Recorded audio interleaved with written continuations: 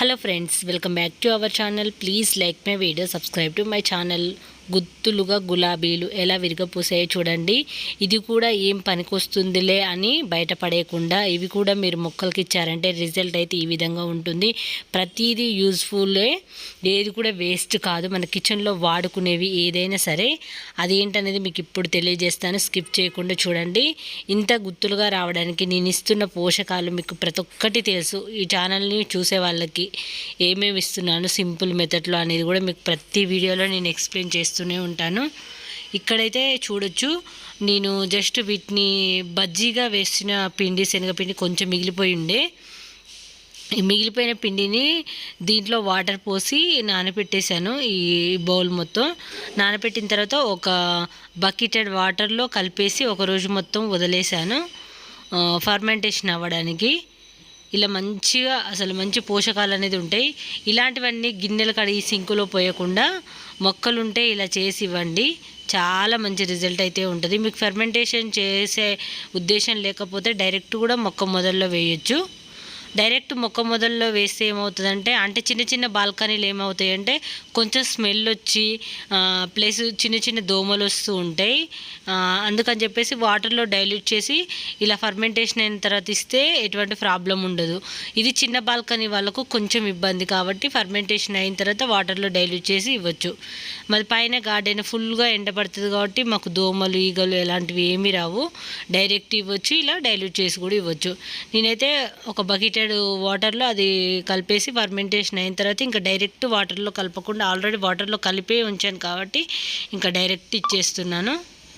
ఇక్కడ చూడొచ్చు అన్ని మొక్కలకి ఇచ్చాను. ముద్ద రెడ్ మందార కానీ, పింక్ మందార కానీ, అన్ని గులాబీ, చామంతి అన్నిటికీ ఇచ్చాను.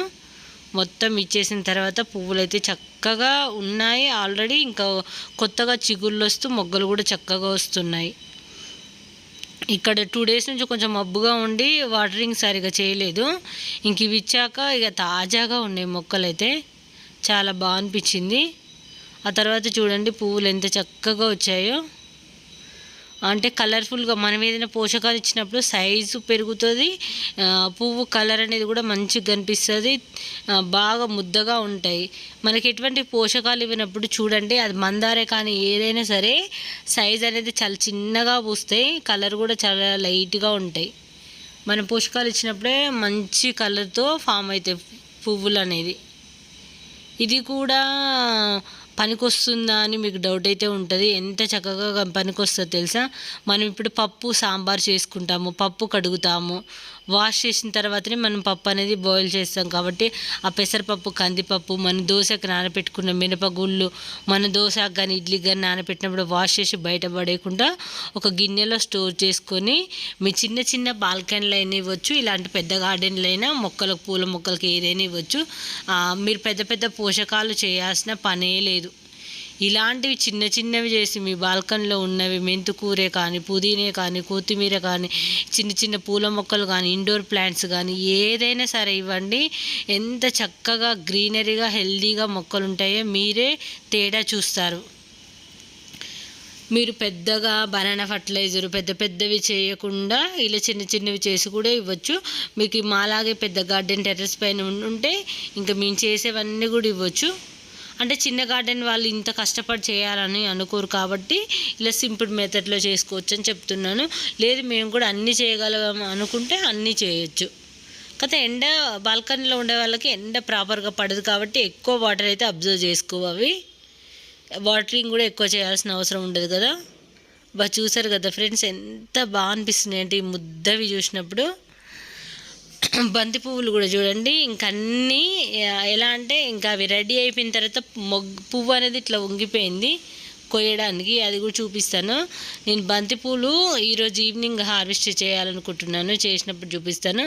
ఇది రెడ్ మందార ఎంత బాగుంటుందంటే ముద్దగా రెడ్గా భలే ముద్దుగా ఉంటుంది అసలు. అది బ్లూమ్ అయినాక మీకు చూపిస్తాను. చాలా చక్కగా ఫ్లవర్ అయితే చాలా బాగుంటుంది అది.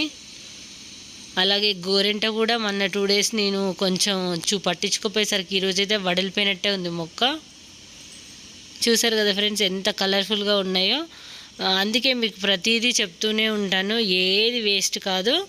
బియ్యం కడిగిన వాటర్ ఇవ్వచ్చు, అన్నీ కూడా బియ్యం కడిగిన వాటర్లో ఒక బెల్లం ముక్క వేసి నానవేసి ఒక 1 డే పక్కకు పెట్టి వాటర్లో డైల్యూట్ చేసి ఇవ్వండి. అది కూడా ఎంత చక్కగా వస్తాయి అంటే పువ్వులు అయితే, అది కూడా మేము మన గార్డెన్లో ఎన్నోసార్లు చూపించాము. ఎప్పుడైనా ఎవరైనా కూడా సింపుల్గా ఉండేవే ట్రై ఉంటారు. పెద్దగా ఇప్పుడు బనానా ఫర్టిలైజర్ అయితే చాలామంది కామెంట్లు అడిగారు, దాన్ని అట్లా చెయ్యాలా, ఇంత కష్టపడాలా అని. అది చేస్తుందంటే విపరీతమైన వెజిటేబుల్స్, కూరగాయలు, పువ్వులు ఎక్కువగా వస్తాయి. ఇంక ఇవైతేనే ఇంకా మొక్క హెల్తీగా ఉండి, ఇదైనా ఒకటే అదైనా ఒకటే. దానివల్ల ఏంటంటే క్రాప్ ఇంకా పెరుగుతుంది, పువ్వులు కూడా ఇంకా ఎక్కువ పూస్తాయి.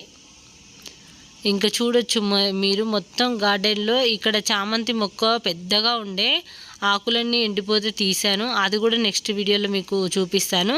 అది తీసేసిన తర్వాత ఎండిపోయిన పువ్వులు, ఆకులన్నీ కట్ చేశాక మళ్ళీ చిగుర్లు వచ్చేసి మళ్ళీ మొగ్గలు అయితే వస్తున్నాయి చామంతులకు. ఎంత బాగా అనిపిస్తున్నాయో మీరు చూడొచ్చు ఇక్కడ పువ్వులు అనేది.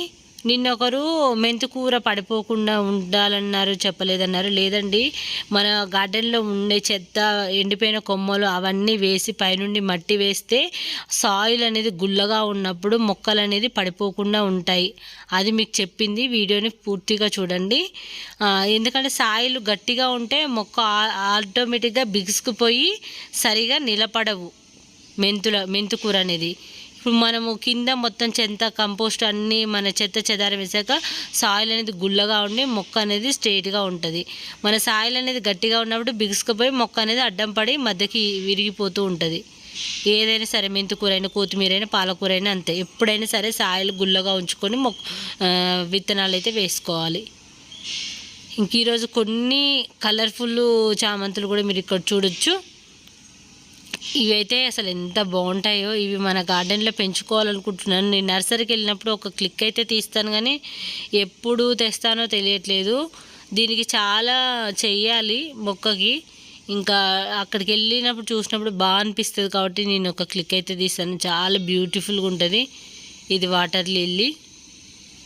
చూసారు కదా ఫ్రెండ్స్ మన గార్డెన్లో పువ్వులు. కానీ ఈరోజు వంకాయ మొక్కకు ఎంత పూతుంది, ఎన్ని పిందెలు ఉన్నాయి చూడండి, ఘోరంగా ఉన్నాయి. ఇవైతే ఎప్పటికప్పుడు హార్వెస్ట్ చేసినా కూడా ఇది కాయ చాలా బాగా కాస్తుంది విపరీతంగా. అందుకోసమే ఇది కూడా చూపించాను ఎన్ని మొగ్గలు ఉన్నాయనేది. ఇంకా మనం ఇచ్చే చిన్న చిన్న పోషకాల వల్ల కూడా పెద్ద పెద్ద రిజల్ట్ అయితే ఉంటుంది. ఇదేం పనికొస్తుందని మీరు తేలికగా తీసేయకుండా ప్రతిదీ కూడా దోశలు అయిపోయిన తర్వాత పిండి అడుగు భాగంలో ఉంది కూడా కడిగి వాటర్లో డైల్యూట్ చేసి మేము మొక్కలకి ఇవ్వచ్చు. మనం దోశ వేసుకున్నాక అడుగు భాగంలో పిండి మిగిలిపోతుంది కదా, అది పడేయకుండా అది కూడా వాటర్లో డైల్యూట్ చేసి మీ మొక్కలకి ఇవ్వండి. ఇటువంటి పువ్వులు మీ గార్డెన్లో కూడా పూస్తాయి. చూసారు కదా ఫ్రెండ్స్, ఈ వీడియో అయితే మీకు చాలా హెల్ప్ అవుతుంది, చాలా యూస్ఫుల్గా ఉంటుంది. మీకు ఏమైనా డౌట్స్ ఉంటే కామెంట్లో అడగండి, మీ అందరికీ తప్పకుండా రిప్లై అనేది చేస్తాను. ఇక్కడ మీరు మందారాలు, ఇక్కడ ఒకటి రెడ్ కలర్ మందార కూడా మన గార్డెన్లో అదే రెడ్ ముద్ద మందార మొగ్గ చూపించాను కదా ఇంతకుముందు, దాని పువ్వు ఎలా ఉంటుంది అనేది మీకు ఇక్కడ ఒక పిక్ అయితే చూపిస్తాను. అది సేమ్ ఇంక ఇలాగే బ్లూమ్ అవుతుంది. ఇక్కడ చూసారు కదా ఇలాంటిది అనమాట.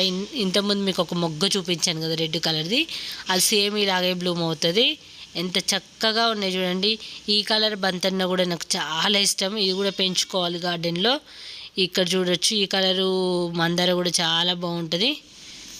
చాలా బ్యూటిఫుల్ ఫ్లవర్స్. వీడియో నచ్చితే లైక్ చేయండి, ఛానల్ని సబ్స్క్రైబ్ చేసుకోండి ఫ్రెండ్స్. యూజ్ఫుల్ ఉందనుకుంటే మీ ఫ్రెండ్స్కి తప్పకుండా షేర్ చేయండి. మన గార్డెన్లో చాలా ఇన్ఫర్మేటివ్ విషయాలు అయితే ఉంటాయి.